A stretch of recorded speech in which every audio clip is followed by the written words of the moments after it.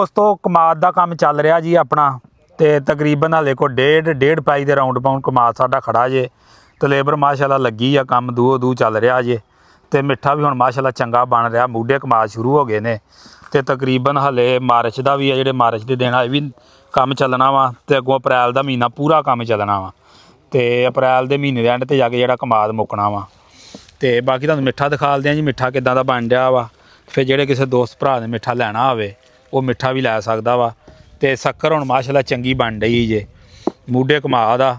ਤੇ ਸ਼ੱਕਰ ਚੈੱਕ ਕਰ ਸਕਦੇ ਤੁਸੀਂ ਸੋਹਣੀ ਸ਼ੱਕਰ ਬਣ ਰਹੀ ਆ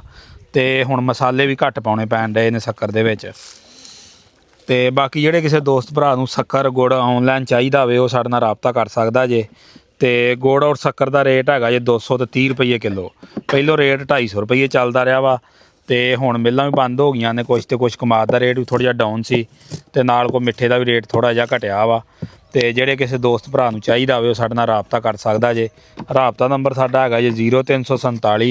10 75 900 ਤੇ WhatsApp ਬਣਿਆ ਜੇ ਜਿਹੜੇ ਕਿਸੇ ਦੋਸਤ ਭਰਾ ਨੇ ਮਿੱਠਾ ਲੈਣਾ ਹੋਵੇ ਸਾਡੇ ਕੋਲ 20 ਕਿਲੋ 30 ਕਿਲੋ ਮਣ 2 ਮਣ 4 ਮਣ ਸ਼ੱਕਰ ਜਿੰਨੀ ਵੀ ਕਿਸੇ ਨੇ ਲੈਣੀ ਹੋਵੇ ਉਹ ਸਾਡੇ ਨਾਲ ਕਿਤੇ ਜਿਹੜੀ ਆ ਮਾਲ ਖਰੀਦ ਸਕਦਾ ਜੇ